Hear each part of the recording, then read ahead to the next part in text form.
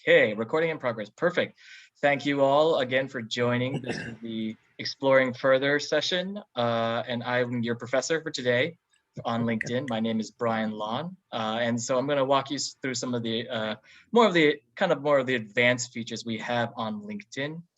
And so, some of this you may already know, but, I think a lot of it's very, very useful. So, we're just going to start with looking at this full dashboard. And the first thing I wanted to draw your attention to is to the right. So I'm sure most of you may not notice, but LinkedIn does actually have a kind of a news feed, which they post a lot of pretty, usually business oriented news right off the bat. So for example, if you want to click on one with regards to this is a very common topic now, which is, when our company's going back to work. So what happens is this is a curated list of news by the LinkedIn editors. And so, they pull this one from Facebook and they do a really great job of summarizing what's the news article was. There was an article earlier this week, I don't know if you've heard, but Jeff Bezos has decided that he wants to go into outer space. And so he's going into outer space with his brother. And so that was also posted on here, which is pretty cool. And on top of the news, again, you see a really nice summary up here. The editors themselves will also pick, certain reporters or people who they feel like would be really good, kind of related to that news or provide really good information. And then you sort of get this option to click to follow them. So here's the reporter from Wall Street Journal. There's another one from Bloomberg News, so on and so forth. And so that's, again, a really kind of a cool tool that I think a lot of people just kind of pass over, but it's really good to see what's going on in the day, for the day. Like I said, the best Bezos news really got to me because I'm a huge NASA nerd space fan. So I didn't expect to see that on the business channel. You'll also notice in some of these, this one I don't think has it here, but sometimes they'll have a little bit of a hashtag. That's this little symbol. And so that will come into play a little bit later. But like I said, a lot of this is just about, this connecting and networking. And so, if you have some really interesting topics you want to follow or people who are posting a lot, this is a really great place to kind of find some of that to start. So that's kind of the first thing I want to draw your attention to. Was there any questions? Well, it's highly curated. Yeah, very tightly curated. So the next thing, this thing I think is fantastic. And so I am part of the DIB group with a couple other members at Rotary. And so what LinkedIn offers is one of kind of their newer features is this LinkedIn Learning course. And this is something that, like, again, I'm sure not a lot of you probably are familiar with, but essentially they provide all these training on almost everything that you would ever want to learn about. It's really, really cool. For the most part, it's primarily offered to premium subscribers, so you do have to pay for it. But you can, again, if you're interested, you can get the first month free, which is really awesome. And you can take as many courses as you want. And you can do anything from, let's say, very popular topic right now is Bitcoin, right? So if you want to learn about Bitcoin, it's really great. They show you the different courses and videos, and then sometimes they'll explain, like different levels. But I don't know if you want to watch a 1-hour video on Bitcoin, but that's one thing you can do. There's also a very shorter version on it that sort of explains it to you.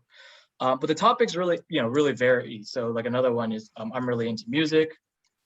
So if you want to learn anything about music writing, right? How to write a song, songwriting processes. So a lot of great materials in this. And of course, if you're just bored or want to learn something new, because I love learning, so you can just type in most popular courses, and it will show you a lot of the really popular courses. How to rock an interview, again, very common for something with LinkedIn. How to manage your manager, well, right. How to interact with people. They're learning data. Again, hopefully you're not always managing your managers. It's kind of like the tail wagging the dog kind of situation. How to deal with difficult people in your office. So it's really, fantastic training. For whatever reason, today, LinkedIn decided that I should be looking at diversity, inclusion, and belonging. And again, I don't know if this is something to do with them reading my data. So if you want to do an entire course on dibs, this is the entire course on dibs. So these are all very short videos, but again, a very important topic nowadays, and just kind of walks you through that. So again, one of those things that you just don't really think about with LinkedIn, but just a fantastic resource. And so Oh, go ahead, Lisa, if you had any questions. Question for you. Yeah. I can never decide about premium or not. So Yeah. the courses are free with premium. So I'm just Yes. throwing this out. Help me. I'm kind of like, should I do it? Should I not do it? And then Yeah, every great. time I Actually, that think is, about it, I'm kind of like, what's the gain? yeah, So that's help one of me the through that. topics I'll be covering is definitely the Perfect. premium feature. Thank you so much for bringing that up, Lisa. So that is, I knew that was going to come up because people were like, well, I can do it for free. What do I need it for? But like I said, it's more to show that expansive resource that are out there. And you'll see that, it's not just, let me see if I can get this to work. Oh yeah. So it's not just the learning. There's also a lot of other things that you can look at for posting a job, advertising, groups, insights. A lot of the premium stuff comes along. It's really focused on the analytics portion. So I'll definitely kind of go into details on some of the premium features. Okay, so that's kind of what I first to, right on your screen. So the next thing I want to cover was a little bit more about the posting. And so once again, if you're going to post something, I'll say, please join the Rotary Club of San Francisco. I will not post this, but if you're ever going to post something like that, there's certain things that you should be aware of. Of course, one thing is to keep in mind are these little things that, the hashtag. And the reason why we do that is that there actually is search that is involved with these little tags. And so when you put them into a post, then it shows up on your search feed. Otherwise, it's typically we'll just do a word search. So that's kind of an important thing. Other things you can also do is if you want to do a person, so those are all my contacts, but for example, if you want to tag some, like say, for example, our Rotary Club of San Francisco, let's see if that worked.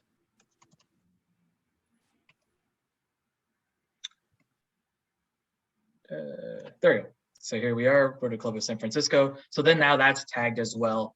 And again, it's just a kind of a way to link all of these posts. The whole point with this LinkedIn system is that it is a network and it helps you kind of collect your posts with another aspect of the site so other people can also see that as well. Other kind of cool things beyond, just your typical posting, of course you can post a picture if you want. Let me see if I can get this out. If you want to share a document, that's another way you can do it. Let me see if I can raise this up a little more so I can see it. There's also things like you can do a poll, right? That's kind of a really neat feature. So if you've got a question, what are the options, and you can put that there. You can also ask people for search for jobs, or you can do anniversaries, things like that. So again, a very robust feature beyond just posting is kind of the main takeaway for that. So again, you can use as much as you want or as little as you want, but those things are all out there. And again, it's all part as Dan has mentioned, it makes you ultimately Googleable, right? That's kind of the important things. It gets out there publicly, and so the information you want is out there publicly. Okay, so did you guys have any questions about that? Fantastic. Okay, so now I will get into search.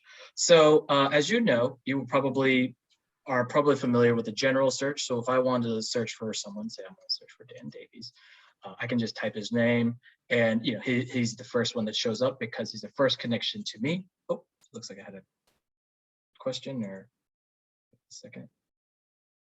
Yes, I can certainly talk about that. So the question was, can you talk about how a club can attract younger professionals and business people using LinkedIn? Yes, so the main thing is that like I said, because it is a tool that really functions as a professional network is really what it is. There are a lot of ways you can do that. For example, you can post about being a member of the club, that's on here. And then as you can see within the club itself, the club has its own profile. And so what we try to do, and this is, Dan has done a really fantastic job. That should be down here somewhere. Oh, that's not right. There we go. All right, so Dan has done a really fantastic job with doing a lot of the posting. You can see in our activities. So because, we're not sure, and there's a lot of different avenues in which you can connect with the club. And so because it is part, the Rotary does have a professional element, one of the things you can do is using our profile to just post whatever you need. So for example, we posted about this event right now. We sort of talked about our previous events, and here is Mary with a video. And so again, one of the things we're trying to do is help expand our social media presence. And in here, Mary talks a little bit about why she joined the club. And so one of the cool things too, of course, is that it also connects you to the actual people. So if I wanted to look at, Mary's profile, I can do that here. And so now I can see Mary's profile. So a lot of these things are just easier ways to be able to help bring, newer members, younger members to it, or find the right people, right? And of course, if they ever want to talk to someone from the club, say Dan or whatnot, they can also message us or message Mary or message myself. And so those are kind of the ways we can reach out to them. So that's, Ryan, again, a really versatile tool. Hey, Dan.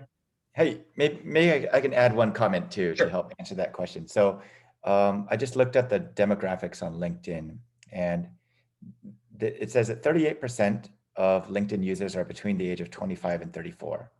And that's the majority of LinkedIn users. A quarter of users are between 18 and 24. So the LinkedIn community itself has a fairly young average age. Yeah. Thank you so much, Dan. That was a fun fact. That's my TA. So yeah, and exactly, and because of that, I mean, again, we're trying to utilize all the channels that we can, and as Dan points out, it is definitely geared towards a lot of young professionals will be on this channel.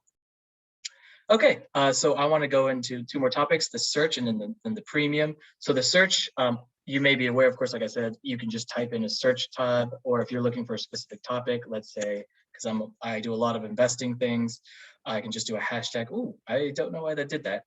That is unusual, but it looks like someone already posted some stuff about investments and hashtagged it. So any topic related to what you're searching for, that's what the hashtag is for. If you just typed in investment though, typically what will pop up first is a person who has investment in their job title.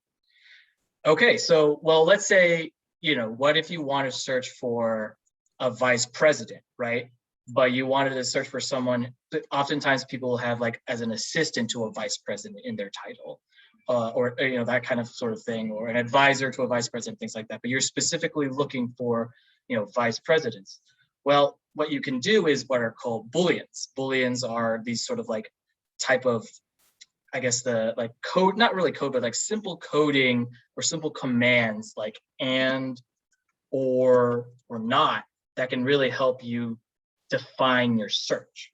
So using the example that I had, and I already did this, I want to search for people who are vice presidents, but not necessarily senior vice presidents for whatever, or not assistants. And so what I do is I type in the vice president, then I put a not because I don't want to search for these. And then you can use a thing like a parentheses, which helps to kind of codify it into that group. I don't want an assistant, and I also don't want it if it's an SVP. So normally we just say assistant or SVP, you put the not in front and it will exclude both of those. So when you put it in, now all of a sudden, well, okay, that one is a fail, but the other ones would work in terms of just pulling up a vice president, only for those type of vice presidents, rather than, let's say, an assistant to the vice president. I know other things could be if I want to search for someone who is VP and a director. So now you have someone who's both VP and director, right? So those are the kind of the tools. So again, those are commands are the and commands, which is if you're looking for the same thing, a not command if you don't want it, and or it's either or if you want to look for both people who are vice presidents and or directors in the area. Finally, you can do quotations if you're looking for a specific type of position. So that's can you give us what did you call this, Brian? They're called Boolean, Boolean. Okay, thanks. Yeah. Fantastic. Okay. So that is, again, hopefully that will make your search a lot easier. I did a lot of this when I was in a financial advisor and had to search for a lot of different people. Brian, what about if you're looking, I know the name of somebody and there's a lot of Joe Smiths or whatever, but I know that this one is from Minnesota.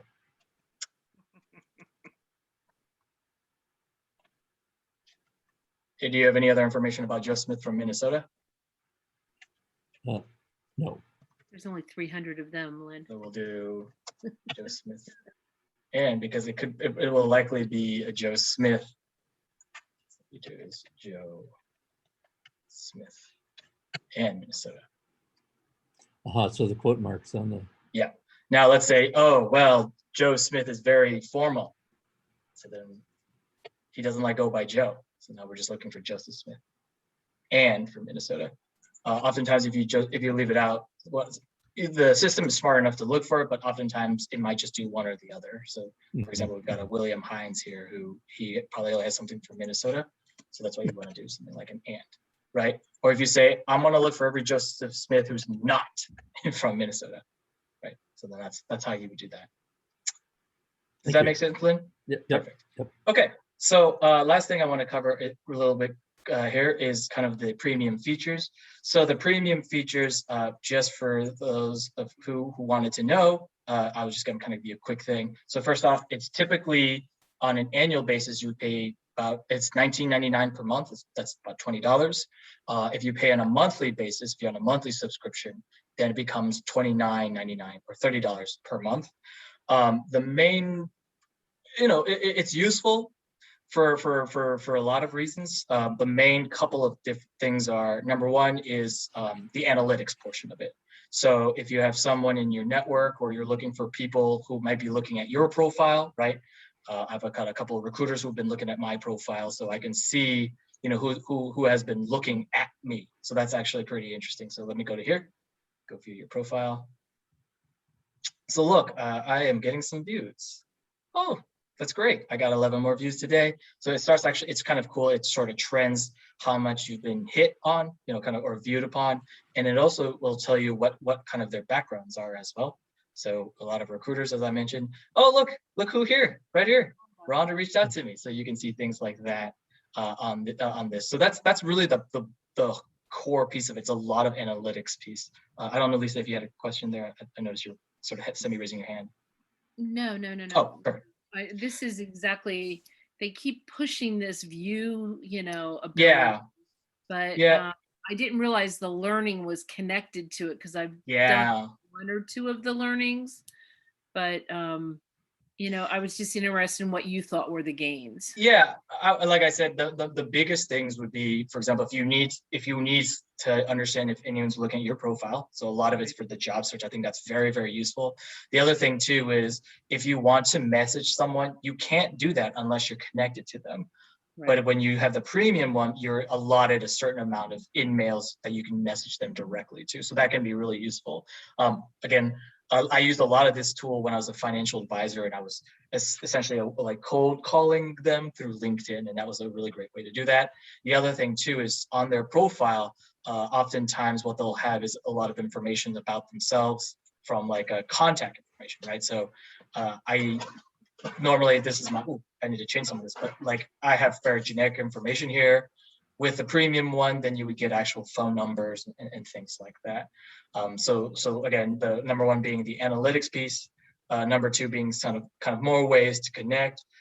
You can also kind of get more information about the jobs themselves, right? Like what are the salaries are, what are like where you might be a top applicant, things like that. So there's a lot of job information as well.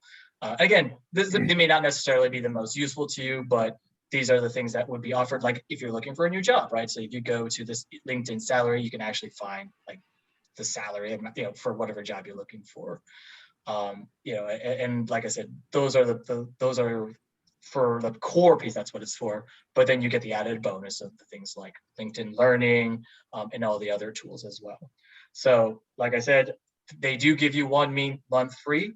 So if you are ever having one of those days where, you happen to be inside the house all day for, let's say a year due to some sort of external pandemic source, maybe try that for that 1 month. Say, I want to learn something new every day. And I will go ahead and take a LinkedIn course for a month and give it a try, and see what you can learn. And if you find it very valuable, you can certainly subscribe to it. But if not, it's always cancelable. But that's the kind of the process behind the premium subscription. I've used it both. I have both the free and the premium subscription, and I would definitely say that you know, especially when you're very active, it's incredibly useful. Yeah, Liza has her hand up. Oh yes, go ahead. Hi, I know Rotary gives a discount from Zoom. Does Link provide a discount for Zoom for Rotary too? That is a great question that I don't believe we do, but that's something we will certainly want to explore further because I think that's a fantastic idea. Yep. And Millie, I did see your question. I will have Dan repeat the statistics back in the main group. Okay, great. Thank you. Absolutely. Thank Okay. you. Was there any other questions that anyone had? Perfect. Okay. So I think we are kind of running short on time here. So thank you so much for attending the Exploring Further session. I hope you learned something from it. You know, again, this is a really great tool to have. And so hopefully you'll explore a little more on some of the advanced features found here. So thank you all very much. I will stop recording now. Thanks, Brian, so much. Yeah.